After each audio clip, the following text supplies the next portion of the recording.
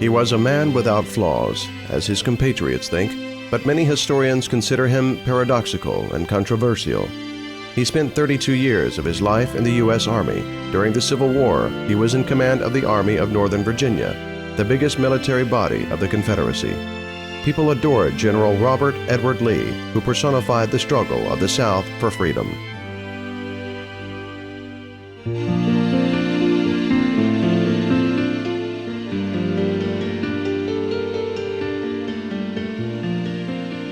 Robert Edward Lee was the fourth child in the family of the War of Independence hero.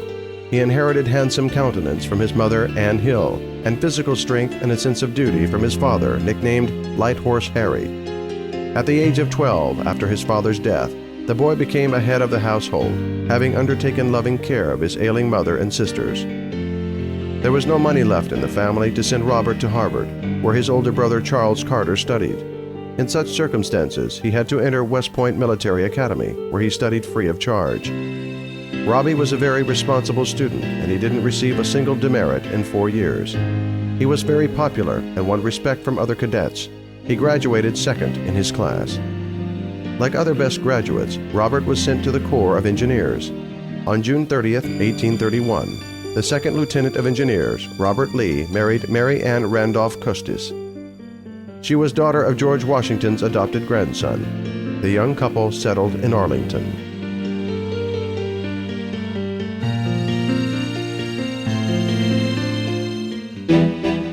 At the outbreak of the Mexican-American War in 1846, Robert was ordered to Mexico. The commander of the American troops, General Winfield Scott, introduced the young lieutenant to the headquarters staff, where he was in charge of making and correcting maps.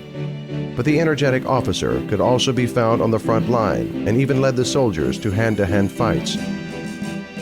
In Mexico, Robert Lee met the people who later played a significant part in the Civil War. They were James Longstreet, Thomas Jackson, George Pickett, and Ulysses Grant. In 1855, thanks to the future Confederacy President Davis, Robert Lee was transferred to the cavalry. The most famous military campaign commanded by Lee at that period was the suppression of the revolt raised by John Brown, an avid slavery opponent who tried to seize the federal arsenal at Harper's Ferry. Lincoln was elected the President of the USA in 1861. That entailed the secession of the Southern states. The Civil War between the slave-holding South and the North protesting against slavery was about to begin in the country. Lincoln offered Robert Lee command of the Northern Army. And though Lee considered slavery a big evil and didn't approve of the Southern states' decision to secede, he couldn't fight against his numerous relatives and friends who joined the Southerners. After a long hesitation, Robert rejected Lincoln's offer, wrote a letter of resignation, and took the side of the Confederates.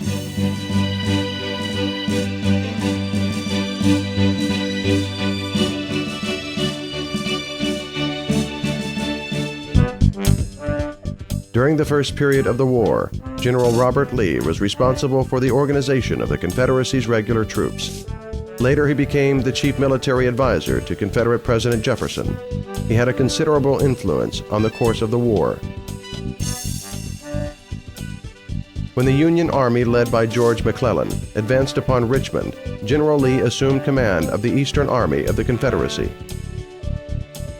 However, the real glory came to General Robert Edward Lee after the victory in the 7 Days Battles, when under his command the Army of Northern Virginia made the outnumbering and better armed Union troops retreat. The Southerners started to call him gently Granny Lee.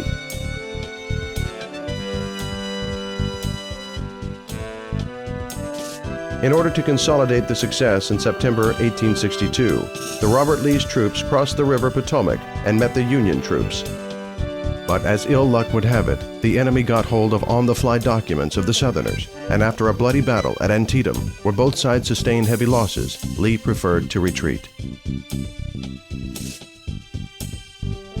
General Lee won his greatest victory in the Battle of Chancellorsville in May 1863. After this event, the Confederates hoped to defeat the Union forces completely and end the war.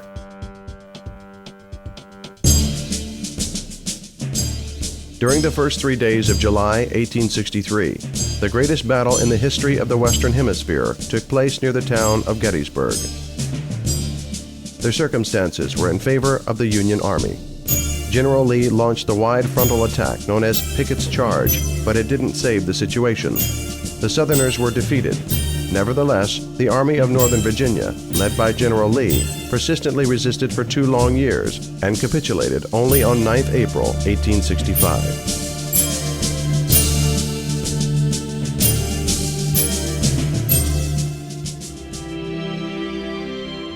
Robert Lee returned to Richmond. The last years of his life, he was trying to make lives of the Confederacy former soldiers easier. He turned down many tempting offers and assumed the presidency of Washington College. The general's reputation breathed new life into this educational institution. General Lee had a great military experience and was popular both in the North and in the South. He became a tragic symbol of the lost cause.